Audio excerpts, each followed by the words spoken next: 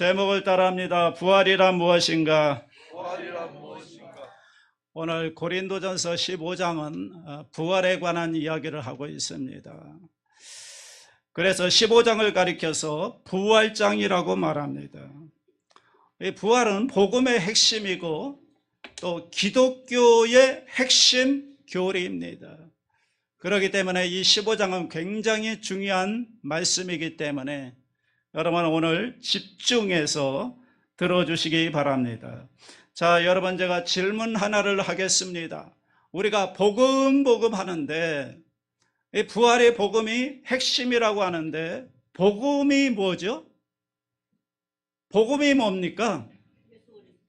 네, 말 그대로 복된 소식을 복음이라고 하죠. 영어로는 good news, 좋은 소식이다 라고 말합니다. 그럼 복음의 내용이 뭡니까? 뭘 복음이라고 말합니까? 네, 예수 그리스도가 복음이십니다. 예수님 자체가 복음이에요. 한번 따라합니다. 예수님이 복음이다. 그게 어디 나와 있느냐 하면 로마서 1장 2절 말씀입니다. 로마서 1장 2절 우리 다 같이 봉독합니다. 이 복음은 하나님이 선지자들을 통하여 그의 아들에 관하여 성경에 미리 약속하신 것이라. 중요한 구절만 빼면 이 복음은 아들에 관한 거다 이렇게 말합니다. 즉 복음은 아들이신 예수 그리스도 그분이 복음이다. 여러분 이제 이 복음에 대해서 흔들리면 안 됩니다. 복음이 뭐냐고 묻는다면 복음은 예수님의 복음이다 이렇게 대답하시면 되는 겁니다. 자, 예수님의 복음입니다. 자, 그렇다면 마태복음은 무슨 뜻일까요? 마태복음, 마태가 본 예수님 그런 뜻입니다. 왜? 복음이 예수님이니까 마태복음 하면 마태가 본 예수님, 누가복음은 누가가 본 예수님, 요한복음은 요한이 본 예수님 그런 뜻입니다. 그런데 예수님의 복음의 내용을 7가지로 구성하고 있습니다. 예수님에 대한 7가지 교리를 확실하게 받아들여야 예수님에 대해서 우리가 제대로 아는 것입니다. 자, 예수님의 복음이라고 했죠. 그 복음에 7가지 내용이 있습니다. 제가 설명을 해드릴 테니까 잘 들으시기 바랍니다. 첫째가 예수님의 신성입니다. 예수님은 완전하신 신이다라는 말입니다. 두 번째가 예수님의 인성입니다. 예수님은 완전한 인간이다 이 말입니다. 세 번째가 삼위일체설입니다. 예수님은 성부, 성자, 성령 중에 제2위이신 성자이시다라는 뜻입니다. 네 번째가 동정녀 탄생입니다. 다섯 번째가 십자가의 죽음입니다. 여섯 번째가 육체의 부활입니다. 일곱 번째가 재림입니다. 이게 예수 복음의 7가지 핵심 교리입니다. 이 중에서 어느 하나라도 빠지면 온전한 복음이 아닌 겁니다. 7가지가 반드시 있어야 됩니다. 자, 7가지가 뭔지 한번 열거해 볼 수 있겠죠? 자, 첫째가 예수님의 신성, 두 번째가 예수님의 인성, 세 번째 삼위일체설, 동정녀 탄생, 십자가의 죽음, 육체의 부활, 재림.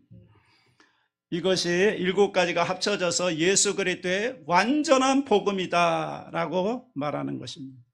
그런데 예수님이 예언하셨습니다. 마태복음 24장에 보면 말세가 되면 이 복음에 대한 공격이 강렬해질 것인데 그 7가지 중에서도 특별히 3가지에 대하여 강력한 공격이 있을 것이다 예언해 놓으셨습니다. 그 3가지가 뭔지 아십니까? 첫째가 예수님의 신성입니다. 두 번째가 동정녀 탄생, 세 번째가 육체의 부활, 예수님의 육체로 부활하셨다는 것에 대해서 공격이 있을 거라는 겁니다. 여러분 오늘도 똑같습니다. 모든 사상, 모든 종교에서 악착같이 공격하는 게 예수님의 이 3가지 교리입니다. 그리고 기독교대 자유주의 신학자들도 이 세 가지를 붙들고 공격을 퍼붓습니다. 그런데 고린도 교회 교인들 중에도 예수님의 육체적 부활에 대해서 부정하는 사람들이 있었다는 겁니다. 그래서 사도 바울은 예수님의 육체적 부활에 대해서 강력하게 아주 중요한 것을 강조하고 있습니다. 그렇다면 예수님의 육체적 부활에 대해서 왜 의심하는 사람들이 있었냐는 거죠. 의심하는 사람들의 이유가 두 가지 이유 때문에 그렇습니다. 첫째가 뭐냐면 헬라 철학 때문에 그렇습니다. 여러분, 이 그리스 철학이라고 하는 것은 인간의 육체를 아주 무시합니다. 인간의 육체를 아주 경시합니다. 왜냐하면 더럽다는 거예요. 자기들이 더럽게 살았겠죠. 그 육체를 경시하고 영혼을 중시하는 거예요. 영혼. 그래서 거룩하고 고상한 것은 영혼이고 육체는 더럽고 추하고 없어져야 한다고 생각하는 겁니다. 이게 그리스 철학의 기본 전제이기 때문에 그 철학에 의하면 육체로부터 벗어나는 것이 구원입니다. 그런데 기독교의 가르침은 뭐냐면 우리가 육체로 부활한다는 게 기독교의 가르침입니다. 그러니까 자기들의 철학에 맞지 않는 거죠. 육체는 더러운데, 육체는 없어져야 되는 건데 어떻게 또 육체로 부활하냐? 영으로 부활하면 좋겠는데 육체로 부활한다. 아, 그건 곤란한데. 그러니까 자기들의 철학과 맞지 않기 때문에 예수님의 육체적 부활을 부정하게 된 것입니다. 그러니까 자기들의 철학적 가치관을 가지고 성경의 교리를 평가한 거죠. 영의 부활이면 좋겠는데 육체적 부활은 곤란하다. 이런 문화 속에서 그들이 헬라 문화 속에서 성장했기 때문이고요. 두 번째, 예수님의 재림이 처음보다 늦어지기 시작했습니다. 옛 성도들은요, 자기들이 살아있을 때 예수님이 재림할 것으로 알았어요. 그래서 자기들이 살아있을 때 예수님이 재림하는 것을 볼 것이다. 그런데 아무리 기다려도 예수님의 재림이 늦어지는 거예요. 사람들은 이제 점점 죽어가고 핍박을 받아서 죽어가는 겁니다. 순교하는 사람들이 생겨난 겁니다. 살아서 예수님을 만나면 좋겠는데 죽어 땅에 묻혀서 썩어버리고 순교하면서 불에 타 죽고 그리고 사자한테 먹혀서 그 육체가 없어져 버린 거예요. 그런데 어떻게 육체를 가진 사람으로, 육체를 가진 인간으로 육체적 부활을 할 수 있단 말인가? 아니, 썩어서 없어졌는데 어떻게 육체로 부활한다는 말인가? 그래서 육체적 부활이라고 하는 것이 자기들의 철학과 그리스 철학과도 맞지도 않고 또 상식적으로 생각해도 이 육체가 완전히 분해져서 없어졌는데 어떻게 다시 육체로 부활한다는 것인가? 이 문제가 제기되자 의심하고 혼란스러워지기 시작했다는 것입니다. 그래서 이 당시의 상황을 요약하는 내용이 12절 말씀입니다. 12절 말씀, 고린도전서 15장 12절 다 같이 합니다. 그리스도께서 죽은 자 가운데서 다시 살아나셨다 전파되었거늘 너희 중에서 어떤 사람들은 어찌하여 죽은 자 가운데서 부활이 없다 하느냐. 죽은 자 가운데서 부활이 없다는 말이 그러므로 나오기 시작했다는 거예요. 그래서 바울은 기독교의 핵심 교리인 이 부활에 대해서 15장에서 말씀할 필요를 느꼈던 것입니다. 여러분, 우리가 오늘 또 예수 믿는다고 하지만 예수님의 육체적 부활에 대해서 의심하는 사람들이 많이 있고요. 또 말세로 가면 갈수록 이 육체적 부활에 대한 공격은 더 심해질 것입니다. 이런 세대 속에서 우리가 온전한 믿음을 가지고 살기 위해서는 이 부활에 대해서 성경적으로, 논리적으로, 그리고 신학적으로 확실하게 정립을 하고 있어야 됩니다. 그러니까 오늘 15장 설교를 여러분 건성으로 듣지 마시고 여러분 집중해서 들어야 됩니다. 그래야 이 부활의 진리 위에 우리의 신앙이 견고하게 설 수가 있습니다. 먼저 바울은 본문에서 부활이 뭐냐 이걸 설명하는 겁니다. 그게 3절과 4절 말씀인데 함께 읽습니다. 내가 받은 것을 먼저 너희에게 전하였노니 이는 성경대로 그리스도께서 우리 죄를 위하여 죽으시고 장사 지낸 바 되셨다가 성경대로 사흘 만에 다시 살아나서 두 가지를 얘기하죠. 성경에서 말씀하는 게 뭐냐는 거예요. 성경 전체에서 말씀하는 것은 두 가지라는 거예요. 예수님의 십자가에 죽으셨고 다시 살아나셨다는 걸 말씀한다는 거예요. 십자가의 죽음과 부활을 말씀하는 겁니다. 그런데 이 부활이라고 하는 게 이상한 게 아닌 것이 성경에서 말씀하고 있다는 거예요. 성경에서. 그래서 죽기 전부터 부활할 거라고 말씀하셨고 이 부활은 이미 예언되었던 말씀이라는 거. 어느 날 갑자기 부활한 게 아니라 오래전부터 성경에 예언해 놓은 말씀이라는 거죠. 그러니까 우리의 신앙이 바로 되려면 예수님의 십자가의 죽음과 부활을 확실하게 믿어야 되는 것입니다. 말씀 그대로 믿어야 되는 것입니다. 그리고 모든 것을 부활의 빛 아래에서 모든 것을 바라보고 해석할 줄 알아야 되는 것입니다. 여러분 지금 파리올림픽이 한참 끝날 때쯤 되었잖아요. 그 올림픽에 보니까 금메달을 따니까 이 방송에서 그 사람의 일대기를 쫙 반영하는 것을 보게 됩니다. 어릴 때 어디에서 태어났고 어디서 성장했고 어떤 꿈을 가지고 있었고 어떠한 과정을 거쳐서 금메달을 땄다. 이걸 방송하는 걸 보았습니다. 제가 그걸 보면서 생각을 했습니다. 아니 금메달 따기 전에도 저 인생은 그대로였는데 그런데 그때는 방송을 안 했어요. 왜 그럴까요? 그 사람이 중요한 사람이 아니잖아요. 그러니까 방송을 안 한 거죠. 그의 과거는 감추어져 있는 거예요. 그런데 금메달을 딱 땄네요. 그러니까 방송을 하는 거예요. 이 사람이 누구냐 하는 거예요.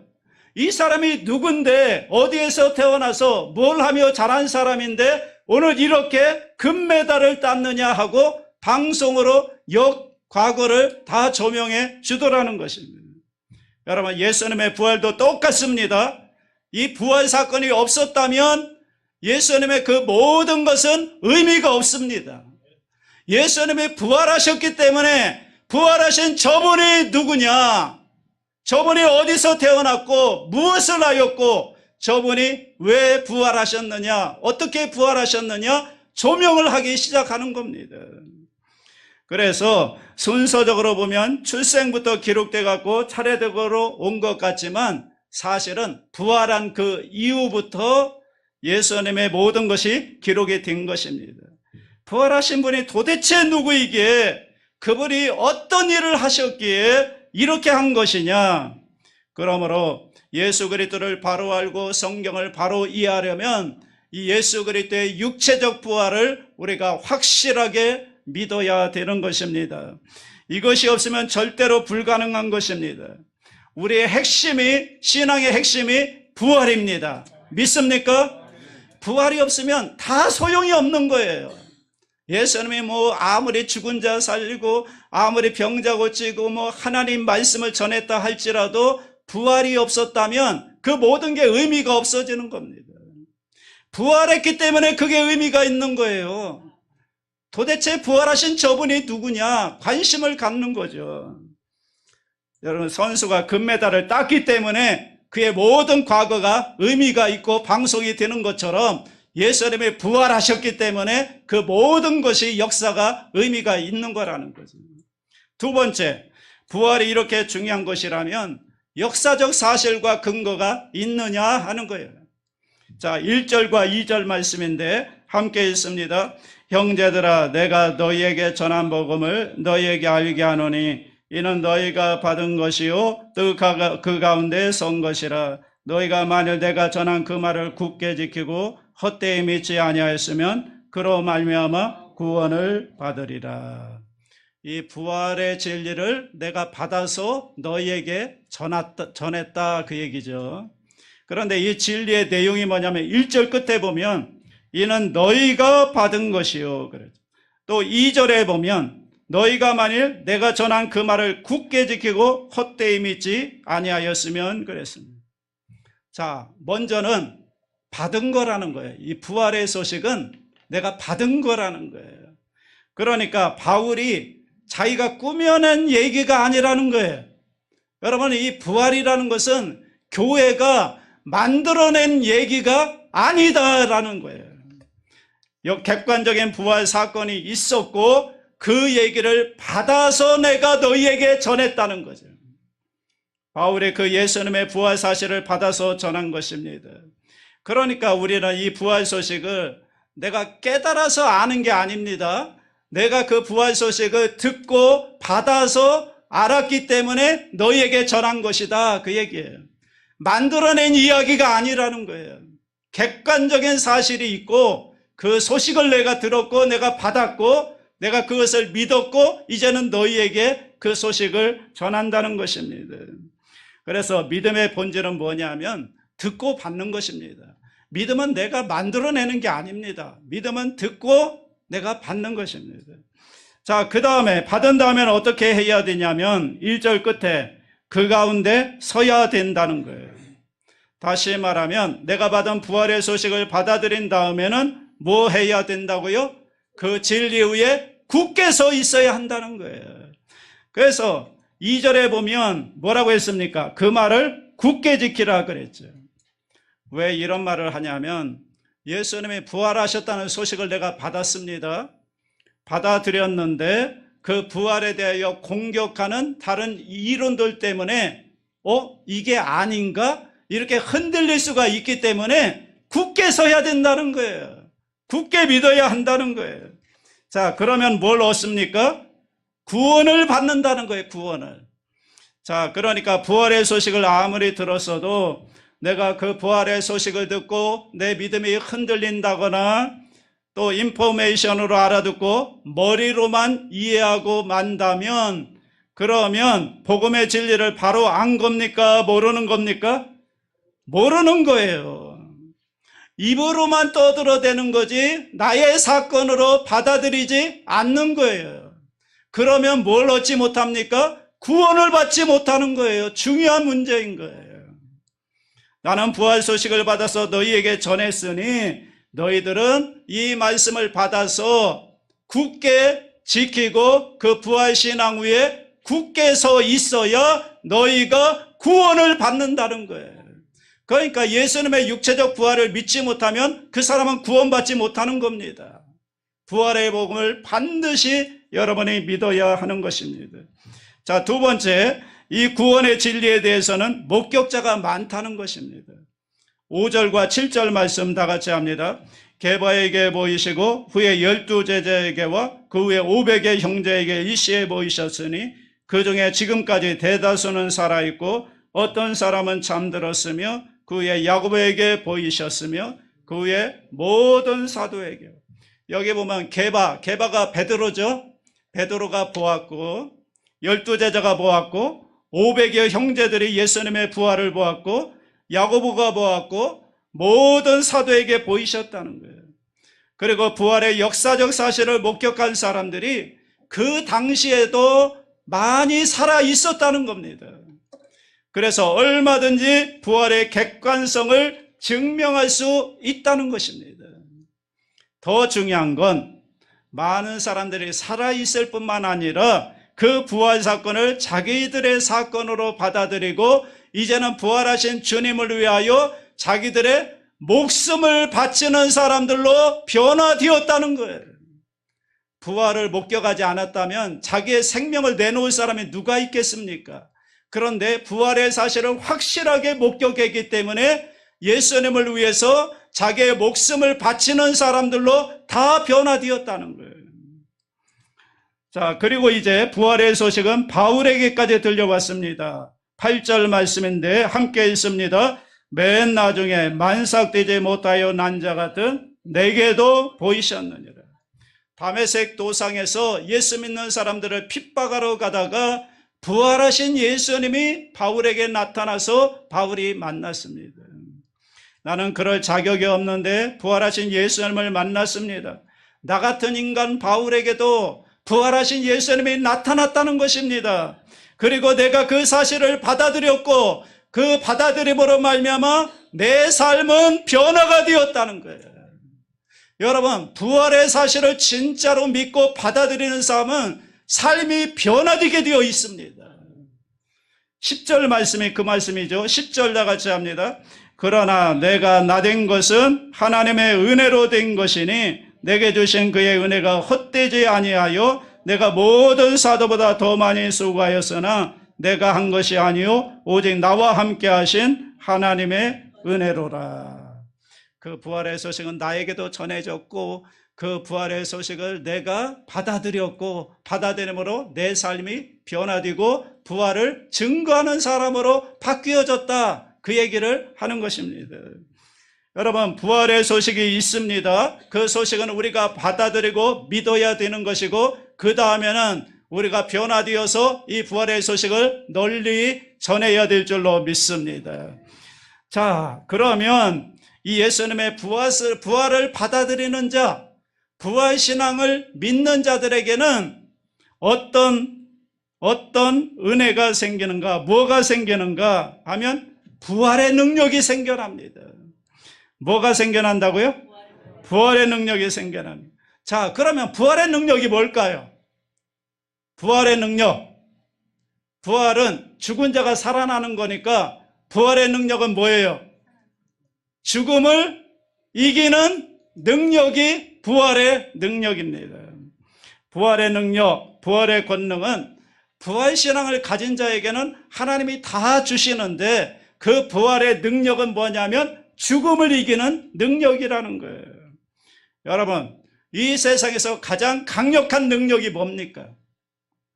이 세상에서 가장 힘센 파워가 있는 가장 큰 권세를 가지고 능력을 가지고 있는 게 뭡니까? 이것 앞에 다 무릎을 꿇게 되어 있어요. 돈일까요? 권력일까요? 재능일까요? 너도 죽어. 다 두고 가야 돼. 뭡니까? 죽음입니다.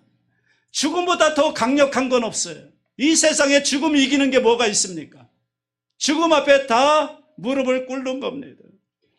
저는 그런 생각을 해봅니다. 이 세상에 멋지고 화려한 사람들 무지무지하게 많습니다. 그런데 영적인 눈으로, 하나님의 눈으로 바라보면 좀비와 같겠다, 그런 생각을 합니다. 내가 좀비 영화 보면서 깨달은 것입니다. 겉으로는 살아있는데 속은 죽어있는 거예요. 그래서 부활신앙을 갖지 않은 사람들은 모두 다 좀비와 같다는 걸 생각됩니다. 여러분, 꽃이 꽃병에 있습니다. 아름답고 예쁜데 뿌리가 잘려져 있습니다. 생명이 있는 겁니까? 없는 겁니까? 없는 거예요. 여러분, 수많은 인생들의 모습이 그러하다는 거예요. 그렇기 때문에 그들은 화려함을 추구하고 부유함을 추구하고 썩어질 육체에 탐닉하고 영원한 세상에서 볼 때는 아무 가치 없는 일에 인생을 걸고 사는 게 부활신앙을 갖지 못한 사람들의 삶의 모습이라는 거예요. 대단해 보여도 사실은 그 속에는 뭡니까? 사망의 냄새가 팍팍 풍기고 있는 것입니다. 맞습니까? 그런데 이 세상은 사망의 능력을 극복할 능력이 없어요. 사망의 능력을 이길 힘이 없어요.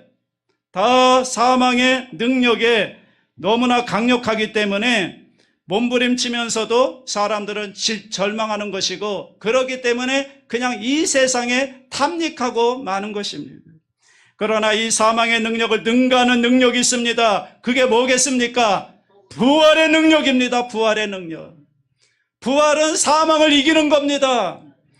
여러분, 부활의 능력을, 부활의 신앙을 가진 자에게는 하나님이 주시는 것인데, 이 부활의 능력을 가진 사람들은 사망의 냄새가 팍팍 풍기는 이 세상에 살면서도 생명의 냄새를 풍기며 사는 사람이 여러분 부활의 능력을 가진 사람인 줄로 믿습니다. 여러분 이런 장면을 한번 생각해 보시기 바랍니다. 모든 사람이 다 죽어서 누워 있어요. 모든 사람들이 다 죽었어요. 다 누워 있어요. 그런데 그 중에 딱 한 사람만이 살아서 벌떡 일어나 있어요. 그럼 어떻게 되겠습니까? 눈에 띄죠. 다 죽어 엎드려 있는데 한 사람만 살아서 걸어 다녀요. 그래서 부활의 능력을 가지고 있는 사람의 특징이 뭐냐? 눈에 띄네입니다. 따라합니다. 눈에 띄네. 자, 모든 사람이 다 왼쪽으로 갑니다.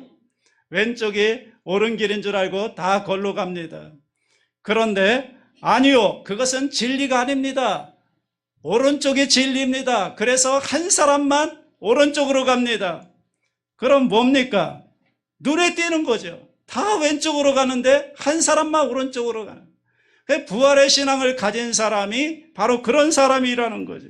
그래서 때로는 손해도 보고 때로는 바보가 되기도 하는 거죠. 왜? 세상이 다 왼쪽으로 가는데 자기 혼자 오른쪽으로 가니까 세상 사람들이 볼 때는 바보 같기도 하고 미련해 보기도 하고 손해 보기도 하는 거죠.